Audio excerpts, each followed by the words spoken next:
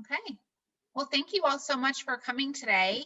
I hope you have been enjoying Baltimore Innovation Week thus far. I know there's a couple more days of great presentations, so thanks for taking the time out of your day to join Sebastian and I. We're very excited to chat with you today about work-life harmony, because I'm sure that many of you have felt kind of the pressure of merging personal life and work life this past year. So thanks again for joining us. And with that, we'll get started. Want to go to the next slide? Perfect. So I guess we should introduce ourselves. I'm Tara Faquir. I'm the co-founder and COO at Trustate. Trustate is, and actually you'll be hearing from my co-founder later today if you're listening to more sessions, but Trustate combines technology and human empathy to automate estates. So our goal is to close every estate at the click of a button. And to do that, we need a great tech team. And that brings us to our amazing partnership with MethodData, and who I'm presenting with today, Sebastian Walker, CEO and co-founder of MethodData. So Sebastian, if you want to say hi. Tara, hi. Good morning and good afternoon, everybody. Sebastian Walker from MethodData. I am South African originally, but live in Baltimore now, and I've got a company that does that processes data. We do software development and process data. We do a lot of integrations, and we build a lot of applications. And Tara and Leah from Trustate are one of our clients, that we're building a pretty amazing application for them. And when Tara said to me, would I be interested in doing a talk on work-life harmony at Baltimore Innovation Week, I thought it was fantastic opportunity for us to do it together, since we both work remotely as companies, and we've been working together right throughout this pandemic. So we've got an unusual perspective of the current situation. So Tara, thank you. Thank you. Great. Let's get into it. So, the topic is work-life harmony, and if you just want to go to the next slide. Perfect. So, we're going to talk about work-life balance versus work-life harmony and what all that is. But before we get into that, Sebastian being, having careers kind of in multiple countries, has a really interesting perspective on work-life balance in other countries versus how it is here in the US. So I think it'd be really great for Sebastian to tell his story. And before that, actually, I failed to mention that this is really going to be a conversation today. So we really encourage you to join into the conversation, because I think it's one that we can all relate to. So feel free to type your message in the chat, or just unmute yourself and chime right in. Again, we want this to be conversational. So with that, Sebastian, why don't you tell us about your experience kind of working outside of the US, and then what you experienced when you moved here. Tara, thank you. And I'll emphasize again what Tara said. Please jump in at any time. Unmute yourself, jump in. We would love questions, we'd love comments, we'd love anecdotes. So please interact with us. So I am, to give a bit of background, which I found interesting when I moved to the US. So as I said in my introduction, I'm South African originally. And I worked for the last 15 years before I met my wife in London. I worked in Europe and in the UK. And I'd been working remote a lot of that time, a lot. And I had a laptop and I had VPN and I connected remotely. And it was part of the culture. It was kind of accepted that if you worked remotely, you were trusted to do your job. And when I moved to the US, I found it very strange that there was a culture of productivity was measured by how many hours you spent at your desk. There's almost a pride in, I have spent 65 hours in the office this week, therefore I must be productive. It wasn't measured in the output that you created. It was measured in how many hours you actually at your desk. And there was almost a shame, if you were a mother going to pick up your kids at 4:30, there was almost a shame. I can't believe you leave me at 4:30. That is so early. It wasn't, you've done a great job, you've got a ton of work, you've delivered everything that was expected of you, and therefore well done, you have been productive. And I ended up working for a large corporation. I won't say, but a large corporation, and they went remote, and fully remote, and I've been remote. And within a couple of years, they wanted everyone to come back into the workspace, and they were monitoring. We had an internal messaging system that after 30 seconds, if you weren't at your computer, it kind of flagged as amber. And our managers would message us and say, are you not at your computer? And I'm on video conferences, I'm on telephone calls with clients. I'm not moving my mouse all the time. And it became kind of ridiculous, this kind of monitoring of people to see whether they were productive or not. So one of the huge benefits I saw of the pandemic was this total change in mindset in the American workspace, that you could actually be productive in certain sectors where it was appropriate. You could be extremely productive by working from home or working remotely. And it was really wonderful to see where Europe and the UK was 15 years ago. America suddenly, in the space of a couple of months, suddenly came to that place, and the benefits that brought to all of us, which we'll talk about in time to come, and how we as a company at MethodData and how Tara at Trustate are starting to continue to implement the benefits of what came. So Tara and I talk often. We talk about work-life harmony and what that means to us. And Tara came to me a while ago, and I spoke about work-life balance, and she said she thinks of more as work-life harmony. I thought that's interesting. Tell me more what you mean by it. So Tara, do you want to share what you shared with me in terms of your thoughts on work-life harmony? Sure. So the reason I think about it as work-life harmony instead of work-life balance is because with balance, you feel that everything has to be balanced day in and day out. But I say, let's throw the word balance right out the window, because there's going to be some days, especially for those of us, or all of us, but many of us on this call are entrepreneurs. So we're working on our businesses 24/7. I mean, we have to sleep, but outside of that, it's all about business. So if you're trying to truly balance and you're working a 10-hour day, and then you feel that you have to have 10 hours on self-care and your family, it can actually add more stress to your life because you're constantly trying to find this balance. That's where I feel that the word balance actually creates more stress. So let's look at it as work-life harmony. How can things flow better, and that you aren't feeling that every day needs to be equal? There's going to be some days where you are putting in 12 hours, but maybe the following Tuesday you have 4 hours worth of meetings on your calendar, and you can carve out some time for your friends, family, extracurriculars. It's really about finding your stride and how it can really impact and be impactful in your life, so that it feels balanced to you and harmonious to you and those around you. It doesn't actually have to be completely balanced day in and day out. So when I say that about being, having that harmonious work life, it's really being forgiving of yourself, your team, and your family. Because as we've all experienced this past year, and for those of us who have worked remote pre-pandemic, everything is kind of merged together, and you just have to have that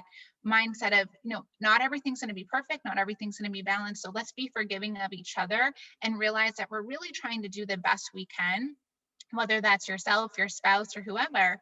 And we're trying to all work towards that end goal of having a successful life in general that is, filled with happiness and both from a personal and professional standpoint. So that's why I talk about work-life harmony rather than work-life balance. Yeah, anything to add? Yeah, those are great points. A couple of people have just joined, just to tell them as well. Fully interactive session. Please send us questions in the chat, or unmute yourself and announce yourself and ask questions, or give us anecdotes. We really want it to be in interactive session. So, I've been traditionally very hard on myself when it comes to balance. I felt that, if I work 10, 12-hour days, I have to give 3 hours to myself or to my family or to whatever else in my life that is important. And my mindset has changed now that balance is equated over a long period of time. And there will be weeks where it's a real struggle to do it. But I'm very accepting now that, it's a challenging week, but I'll make sure that Sunday afternoon I take off fully and give it to my family or to the kids or something that I really enjoy. So I see balance now. I see it over many weeks and months and years. I don't see it over days, especially all of us, probably most of us on this call, work in the entrepreneurial space, and balance is the traditional daily balance is very hard to find. But I certainly look at it now as a long-term balance, not a daily balance, and that's helped me come to terms with having a supportive family and a supportive network, has helped a lot. But knowing that if I'm working a 50-hour day, 5, 6, 7 days in a row, it's not the end of the world, because I will reward myself with time off and other things that I enjoy later on. Remember my grandmother, who was very ahead of her time, but I remember when I was like 5 years old, she said to me, and she was a entrepreneur herself and very successful in her own right in the in the 50s and 60s growing up, and she said to me that she always took 3 2-week vacations with the whole family every single year, and she switched off completely. And in the modern world, that's impossible, and I used to laugh at her about it. But looking back on it, how she used to come back rejuvenated every single time, and I saw the benefit of that, and the balance of rewarding yourself with some time off to me and my family is very important. And I think, Tori, you and I talk often about being forgiving of ourselves and our team and our family, and kind of what does that mean to you? Sure. And actually, before we get to that, a great comment from Whitney, who's listening in, who said she likes to use the term work-life integration, which only works with flexibility from your employer. And I couldn't agree more, because it is about integrating everything together, especially now. So, thanks for that comment there as well. And Sebastian, to your question about being forgiving of yourself, your team, and your family, I think about that as every single one of us, your team members, your employees, they're people. They have full lives outside of work, and there's going to be things that pop up that are out of their control, or they're in their control. But at the end of the day, if they're getting their work done, does it really matter if it's not during a set schedule? And that's my own opinion. I feel like some of the most productive people I know work great late at night, and if the deliverables are on time, that's where we have to be forgiving. We have to be forgiving of people's work schedules, if your employer allows, and really be forgiving of all the things that come with being a human, which is there's lots of things that go into your everyday life, and it doesn't always fit in a perfect box between 9 and 5. So, that's where I think about being forgiving of yourself, your team, and your family. It's just, you have to kind of roll with it and understand that people are complex human beings. It's becoming very difficult nowadays for companies to hire the best people if they're not prepared to be tolerant and supportive, not just tolerant, but supportive of those types of requests. If someone in your team wants to go into a house viewing for 4 days in a row because they're looking to buy a house at 4 o'clock in the afternoon, and it truly isn't impacting their work and they're making it up and they're doing a great job, it's very difficult for an employer to say no to that and not to be supportive. You end up losing good people. The very best employers nowadays are strongly supportive of that. I know at MethodData, we are extremely supportive of it. We're a relatively small team, and we're nimble, but we do everything we can to make our employees feel like they've got that flexibility. And we don't have to be at a certain place at a certain time a lot of the time in order to do our work. So I try to be extremely forgiving of the team. I'm more forgiving of the team than I am of myself, probably, but I do try very hard to do that. Yeah, I think we all are. And there's another comment here in the chat that forgiveness is big. I think empathy is very important in all aspects of life, especially work. And I couldn't agree more. So, thanks for that comment as well. All right, so shall we move forward in our conversation? So COVID. Oh, yes, please. I'll come on video. I know no one's on video, but I'll add video. I'll just add one thing to what Sebastian was saying around taking time off, what your grandmother was doing. I think that's really important to figure out what works for you. Like for me, what I found is that at least once a quarter, I need to take a full week off. So booking those things, or at least blocking them on your calendar, whether you know where you're going or not through the year, is nice, and doing it before you need it. I worked with a client that at the end of every year, she would become physically ill because she would run herself into the ground. So just knowing that you need it before, taking it before you actually need it. Absolutely. That's such a great point. And I'm an advocate of getting out of town, right? Like if you can do it and just disconnecting for a while, you really do come back feeling refreshed. But to your point, Whitney, it is about taking it before you absolutely need it, because I know so many people who have planned the vacation of a lifetime and then they take it and they're sick the entire time, because finally their body has the opportunity to truly recover from the stress and being exhausted, and then that vacation really doesn't do exactly what it was supposed to give them some fun time and to live it up a little bit. But I couldn't agree more. Put that time on your calendar. If it's a long weekend, whatever it is, just to really take time for yourself. And one of the, everyone here, we're building businesses, we're doing important work, but, and I kind of look at it in a way that at the end of the day, it's work and it's important and it's your business, but there are so many more things that are more important, and that is your health is one of them. Because if you can't be your best self and health-wise, then you're not going to be great performing on the job as well. So I agree, Whitney. Take that time away. And add one more point, Whitney. Your point's extremely well made. Add one more point as well. So when I was working outside of the US, I was getting, when I didn't have my own business, for a long time, but when I didn't have my own business working for corporate UK, I got 25 days vacation every year. And we were forced to take all 25 days. And when I moved here and I was offered a role in corporate America, and they offered me 10 days of vacation, I said to my wife, I can't survive on 10 days vacation for 40 years. I'm going to be, those 10 days, I'll be so exhausted after having, worked so many hours. And it's, Americans work harder than any country that I've ever worked in. The number of days Americans work is crazy.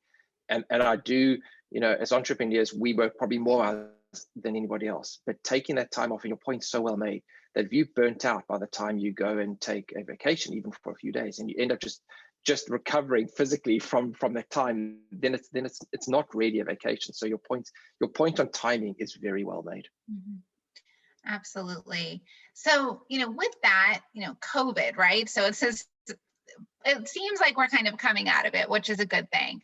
But in an instant, COVID really forced us to think differently and frankly, work differently, which is why we're having this conversation about, remote work and how it really just sandwiched your life together so quickly. There was no longer this time to wind down at the end of the day. You didn't have that commute to kind of separate things. And that's really hard. So it impacted people in a lot of big ways. So, we're going to talk through about mental health, physical space, physical health, and communication, which really kind of came to the surface during COVID. And I actually think it's a really good thing, because it promotes these conversations about the things we can do for each other and ourselves to make sure that we're our best selves all the time. But before we get into that, Sebastian, you have a personal story about how COVID affected you and really caused you to think differently during this time. Yeah, I think it's a story many of us can relate to. So I was isolating fully. I was extremely careful, and I went to have some beers in December with some friends outdoors at that Irish pub in Glen Echo. We were all outdoors, all 6 feet apart, and I caught COVID. And I still don't know. It was like the immaculate conception of COVID. I still don't quite know how I got it. I never got within 6 feet of anybody when I was outside. But the bottom line is I got COVID, and I decided to ignore it and carry on working. And we were on a call with clients, and one of my engineers afterwards messaged me. He said, you look dreadful. You really look dreadful. You can't, you look like you're dying on that call. You really can't be, you can't switch your camera on. You look so terrible. We will pick up. There isn't any reason for you to be dialing into those calls. And the way the team rallied round and supported me through that time was truly remarkable. And the reason they were able to do it is because we were a close-knit team, because a lot of them understood what I was doing and how I was doing it, understood what they were doing and how they were doing it. And we didn't plan for COVID. We didn't plan for any of us to get COVID. But the processes we had in place were strong enough to enable us to keep on going with me incapacitated for a number of days. And I was very grateful to my team for the way that they stepped up. But they stepped up because we were close-knit and because we each understood what the other person was doing to a large extent. And there was enough skill set within the team for them to be able to pick up. So it becomes much harder in a much bigger team if an integral member of the team has to drop out. But we're doing a lot of work with Indian companies at the moment, with Indian developers, and they've had a dreadful time over the last 3, 4, 5, 6 weeks, and virtually all of those teams have fallen over completely because they've had a third of the team out, and they just haven't been able to carry on. And we were lucky, you know, if half of us had got COVID, it would have been a real struggle too. But looking at how those teams, literally, given their poor infrastructure that they had, their poor technology infrastructure to deal with it, and the infrastructure from a health perspective within the country, they fell over extremely quickly, and a lot of them are still not back up and running again. So we got lucky, but we also got lucky to a certain extent because we had planned not for COVID, but planned for this type of event where somebody could pick up from somebody else. Mm-hmm. So sorry, go on, Tara. No, I was just going to carry on the conversation. So if you have anything to continue. No, so I was going to start going through some of the points we'd like to talk about. So you know, mental health is a topic that's spoken about so much at the moment. It's something that I personally think about a lot. I think about a lot with my team. Do you want to talk about how you see mental health from a corporate perspective? Absolutely. So I think one of the things that, you know, as we've been talking, that COVID has really brought to light is that, you know, physical health is important, but mental health is very important too, because it's all of you, right? So you have to be able to be in a good space in order to perform in all aspects of your life. And I think one of the things with mental health is that, you know, I know that I certainly feel, you know, Zoom fatigue, and people don't necessarily think about that as mental health, but it is, because it's something that's impacting you day in and day out, and it wears on you. So no, it's not wearing on you physically, but it is. There's some sort of wear and tear on your, you know, your body and brain space, if you will, that causes you to maybe underperform sometimes. So mental health is important, and that's just a very small, you know, piece of the pie, but really understanding like when you need to take a breather, when you need to step away, because it gets hard, especially with working remotely. And I'd be interested to know if anybody had worked remotely pre-COVID. I have. So I had that experience anyhow. But what I knew when I started working remotely from the get-go was that I needed to have that separation between work life and home life, even though I was at home all the time, because that allowed me to mentally be there in a good way for those two aspects of my life. So really finding that time between the end of your day and allowing it to be a point where really, you know, you can put down your phone, because it is very, very easy to, you know, be at home, you're comfortable, you have snacks nearby, and you just work until 8, 9, 10 o'clock at night, but you have to have something that separates the two. So, you know, if you know, one of the things I always suggest, and it might sound cheesy, is going for a walk, like having that separation to go outside, enjoy nature on a nice day, of course, and come back in, and then, you know, start your evening routine with your family. It's just so important to have that separation. And I think for me, that has done wonders for, you know, my mental well-being, because I really found that when everything just merges together and there's no end in sight, it really becomes overwhelming. So mental health is really important. And then with that, you know, I think it works hand in hand with your physical space as well. So, you know, one of my recommendations is, if you're able to, and you're working, you know, you're working from home, if you can really truly carve out a space that is just for work, because it's very hard. I you know, I talk to people and they're taking a Zoom call from their bed, and I don't know how they do it, because I would find that so hard to not have, again, that separation of space. But if you can have a dedicated work zone, and then be able to leave it at the end of the day, or leave it at lunch, or whenever that is, it's so important to you know, to really give you that separation when it's really so hard to find otherwise. You know, add a quick anecdote on that as well. I know everyone's saying they've got Zoom fatigue. Has become such a cliche, and it's, everyone talks about it. But I spoke to a friend of mine yesterday who I'm doing some work with out of the UK, and she's extremely accomplished, a woman in her early 60s, really, really smart. And I said to her, I complained to her that ever since COVID, I've had COVID brain, and I forget certain basic things. And my team will say my memory wasn't great before, and they're probably right.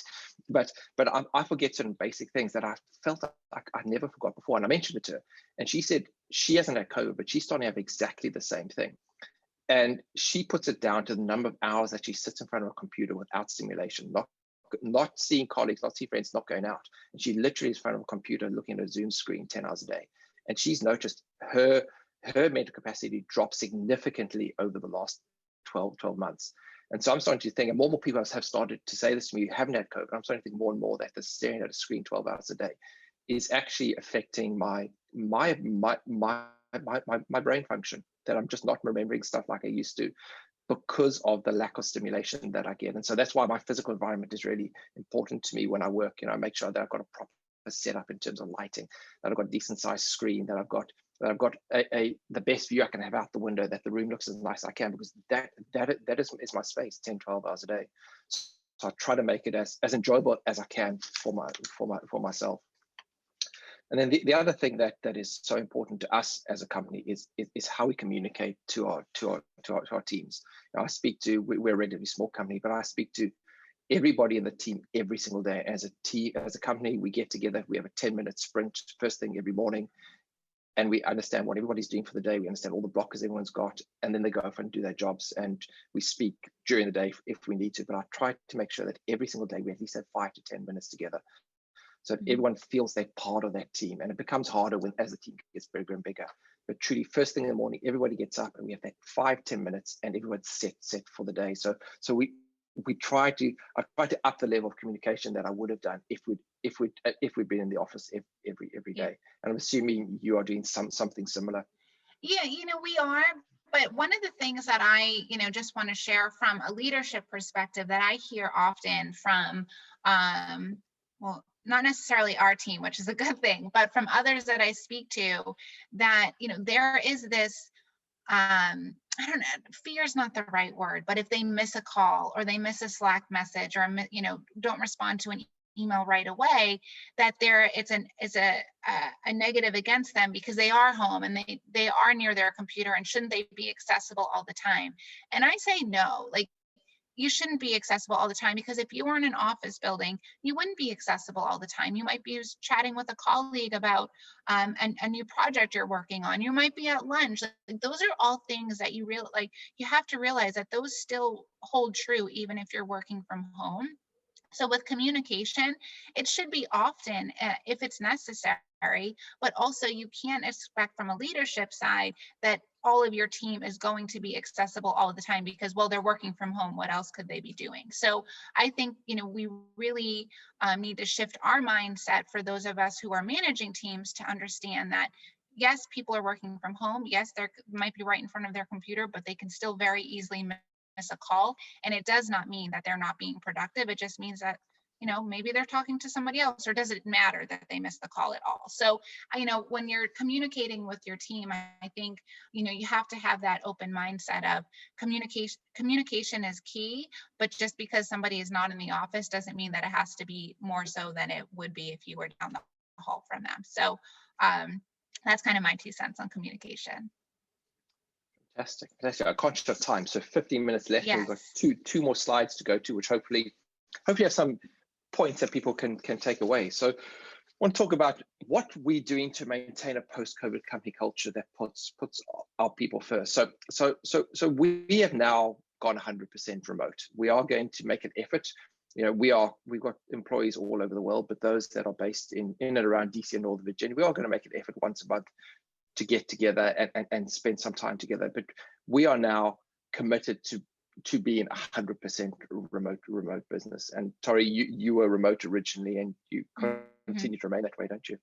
Yes, absolutely. And that was part of our business model. And in a way, COVID has really supported that, because our end clients are now very comfortable with technology as well. So for us, there was a win there. But I think that one of the things that I have always appreciated about being 100% remote again, from the leadership side, and really all side of things, is that it really opens up the talent pool. So if you're a talented individual, you can now apply for a job in San Francisco, even if you are in Baltimore. Or if you're an employer looking for that key employee, you don't have to now necessarily incorporate relocation costs and all that into your search or into your budget. So, having a 100% remote work for business really is so much more than having people work from home. From a business perspective, it really opens up, as I mentioned, that pool of talent and additional resources. So, pre-COVID, perhaps you would have decided to work with a vendor who was in your backyard, but now you're comfortable reaching out to a vendor somewhere else because you like their model best, or you like their people, you connect with them. So I really support 100% remote work as long as our business allows for it. There could be a day in the future, who knows, that maybe we do have some office space with people, but I would see that even so more as a hybrid model. And so sorry, no, go ahead. Let's go. So one of our engineers came to me a few weeks ago, and he said his lease is running out in Northern Virginia. He wants to take 6 weeks and go and live in Florida for 6 weeks. Would I support that? I said, of course I'll support that. Of course. Please book an air ticket or drive down, and please go and work remotely for 6 weeks and enjoy Florida. So we are because we're 100% remote. We are happy for anybody in our company to work in anywhere in the world. If they want to go and work on the Greek islands for 6 months, as long as they get the work done and they can dial into some American calls, then absolutely we would support that. Absolutely. And there's even some programs like at different islands right now that are supporting remote work, just FYI. So with remote work comes the loss of that just natural socializing with your team. And I think that's actually really important, because that's how you build rapport with the people you're working with. So, my suggestion is, really be intentional about creating social opportunities where and when you can. And that differs. You may have people who are in the same location and they can get together for a happy hour, but you may not. So what are some things you can do to create that environment and that fun thing that people talk about? I just actually recently enjoyed a really fun event. It was a virtual yoga event. And it was actually part of a networking event, but it was really cool because it was midday. We did some yoga and then we got to talk to people, but you were talking about the yoga session and it was a fun little activity that was memorable. So there are ways that you can incorporate fun into your culture and create that social engagement that's really important for, to have and build that good team. Because the last thing you want is someone, to feel like they're on an island by themselves. That's really challenging for people. And it really, it doesn't, allow them to connect with your company or the culture or you as an individual. So, when you can, try to think of something fun to do. What we've done that's worked really well for us is we have remote happy hours every Thursday between 4 and 5, and probably every second week I invite one of our clients to join us, and it ends up the opportunity to socialize with where it's appropriate to socialize with one of our clients, and we all have a soft drink or a beer or glass of wine, and it's just brought us so much closer, not just to each other but to those clients as well. And they often come back to us and say, when am I going to get another invite for happy hour again? We're a very social bunch, and to engage with our clients on that social level, we found has worked really, really well for us. Mm-hmm. Absolutely. And then, beyond the social level, make sure you're able to engage with your employees about their growth in your organization. So I think one of the things that is often lost when you're working remotely are those additional things that you can do to really help grow your employees, whether it's bringing in a different speaker or some sort of courses that they like to take. So make sure you're talking to your employees about things that you can do so that they become invested, because when you're not interacting with them informally, when you're not seeing them at lunch or whatnot, you're missing out on those key components of what they want for their career. So make sure you're investing in your employees. And I don't know what that may mean for every employee, but have that open dialogue of what can I do to to enhance your time here and also help you develop, because the best thing you can do as a leader is develop that team. And that is where that, that trust and loyalty grows, because you're putting time and effort into making sure that they can be the best they can be, and then hopefully they're giving that back to you in their work. And Absolutely spot on. Yeah, and we have just about 10 minutes left, so we're going to open up for questions in a minute. We're going to run through this last slide, but please keep the conversation going. So Sebastian, as you move forward, what is your number one recommendation, for a healthy work life going forward? Yeah, that's a really great question. It's a question that I do struggle with, because there's so many recommendations. But I think probably, and these 3 bullet points are in no particular order. And I think probably the one that resonated most with me and with the type of people that we employ is probably the third one.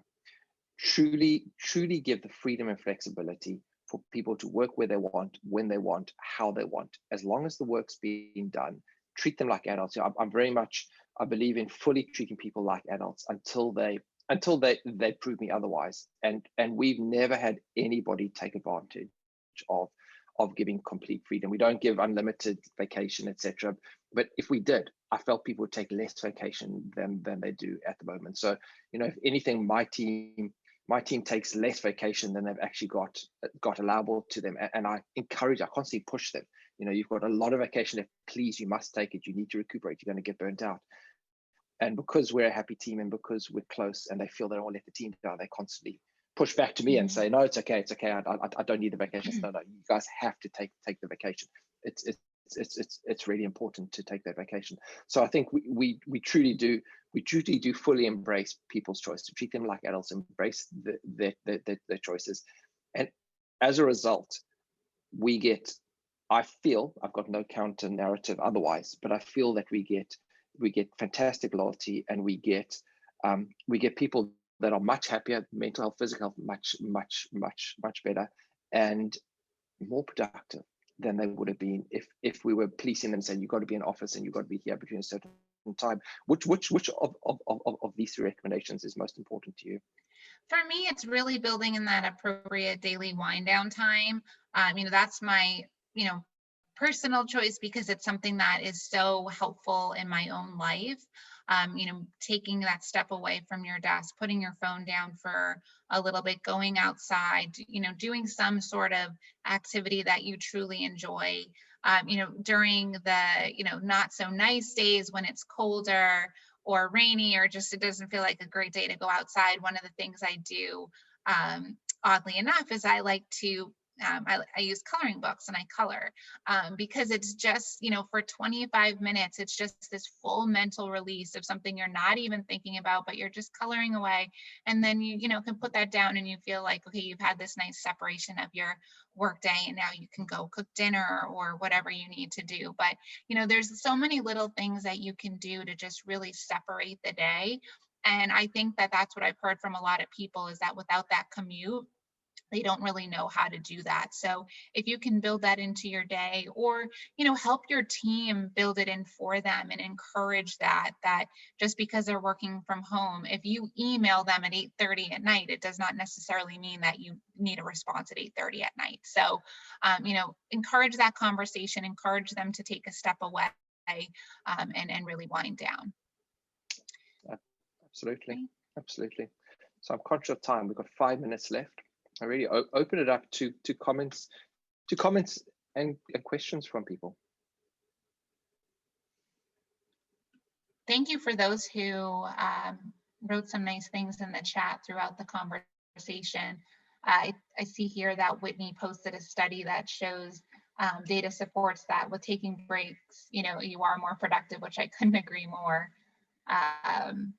I'm just seeing if we missed anything, but thank you so much for, the conversation, and hopefully there is something here that you're able to take away into your own life or into your company as we move forward. So I guess with that, we'll call it a day. I hope you all have a wonderful next few days of Baltimore Innovation Week, and enjoy the sessions. And thank you so much for taking time out of what I know are busy days to spend it with Sebastian and I. Everybody, thank you so much. Much appreciate your time.